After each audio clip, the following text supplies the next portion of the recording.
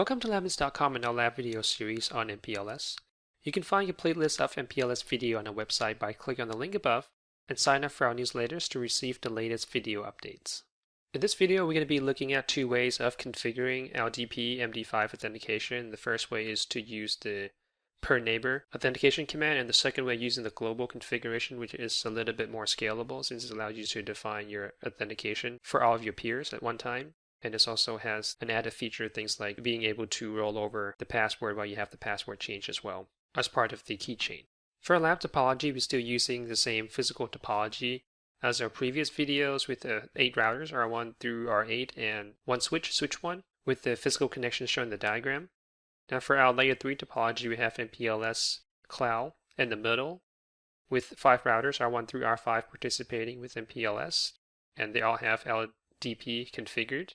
And in this lab, we're just going to be focusing on the MPLS connections right here, since we're going to be configuring the peer or LDP peer authentications. And now we're not going to worry so much as far as the connectivity. And as far as the device startup config, we're going to be continuing from where we left off back in the lab SP0004. So here at task number 1, LDP MD5 authentication. And actually we only have one task in this lab. So first we need to configure R4 and R5 to perform MD5 authentication on the LDP session using neighbor command with the password of Cisco. So this is just a straight up MD5 authentication. So with R4, the command to accomplish that is MPLS LDP, since we're dealing with LDP, and then we have to specify to which particular neighbor we want to authenticate against. And that will be 172.16.0.5, which is the router ID of R5.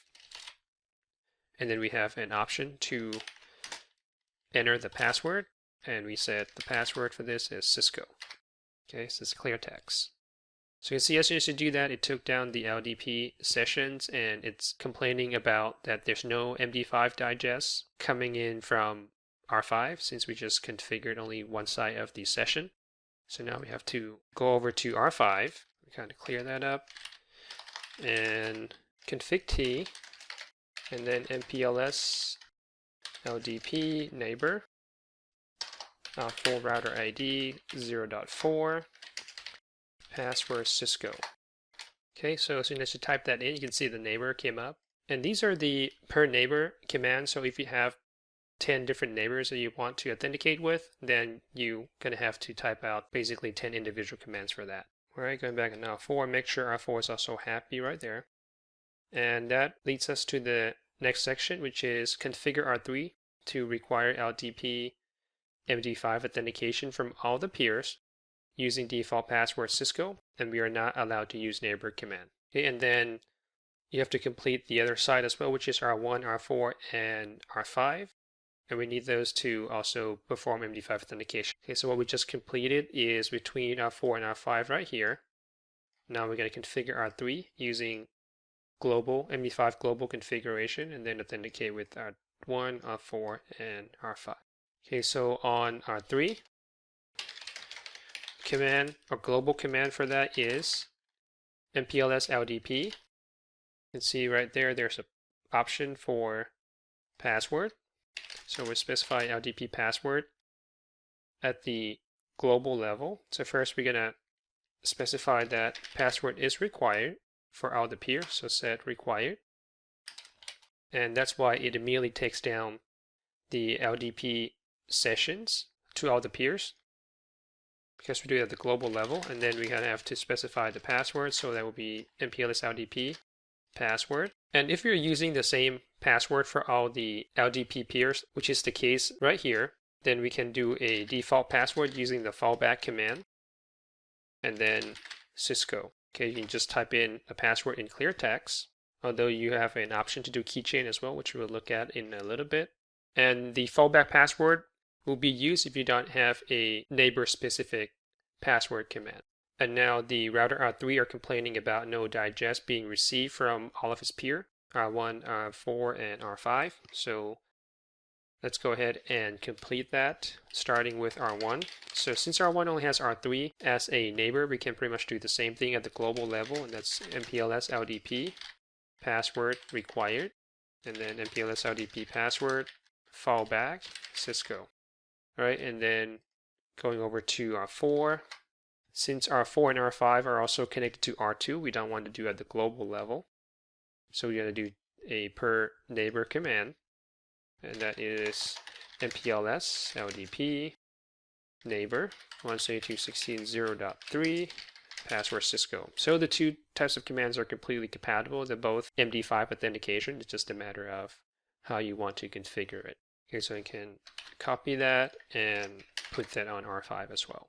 So going back to R3, R3 should be back up with R4, R5, and I believe R1 came up earlier right there. So do show MPLS LDP neighbor. And here we're seeing the LDP session has already reestablished. Okay, and also if you do show MPLS LDP neighbor, then there's a option for password right here. If you want to do a show command for that, it tells you that for a particular peer, whether or not the password is required, what type of password is being used. In this case, these neighbors are using our fallback password and it's currently in use. Okay, as opposed to if you do a same command on, let's say R2, which we haven't really configured anything yet. So show MPLS LDP password. Actually, it's neighbor password.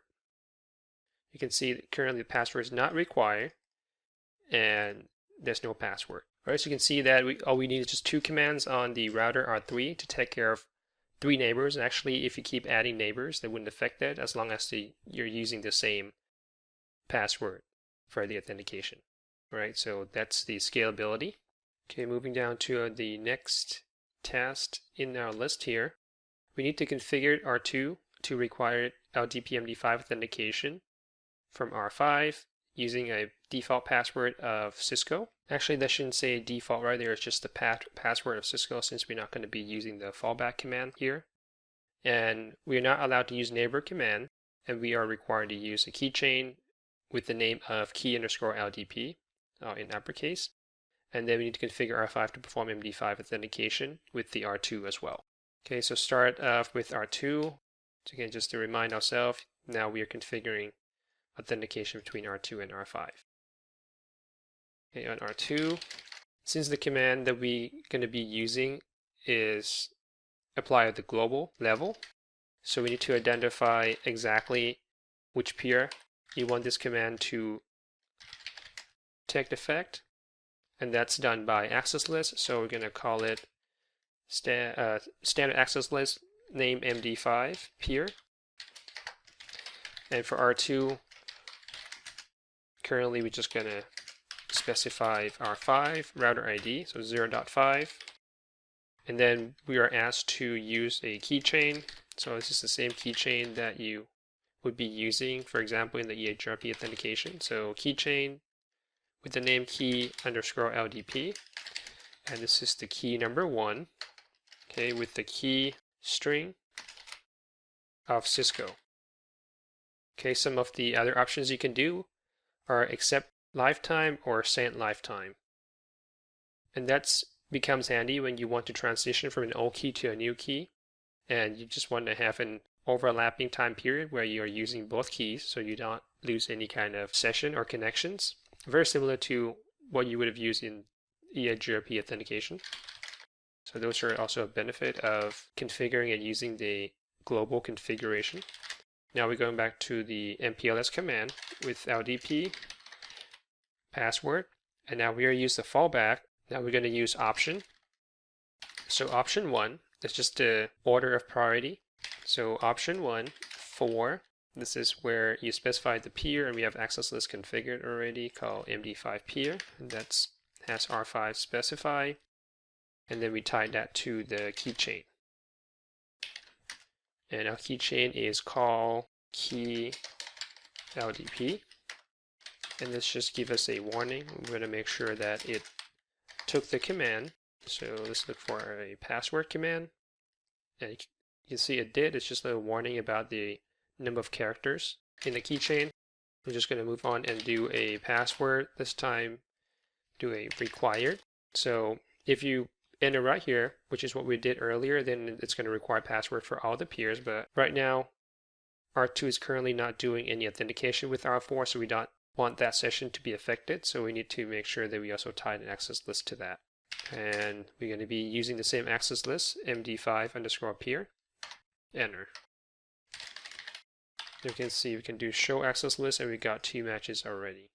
Now on the R5, then we do a show MPLS LDP neighbor just to make sure that we still have the peer for somehow issuing that command and R2 didn't take down the session. So let's go ahead and do MPLS LDP neighbor 172.16.0.2 with the password of Cisco. Okay, so by doing that, it should take down the session, and you can see how it comes right back up.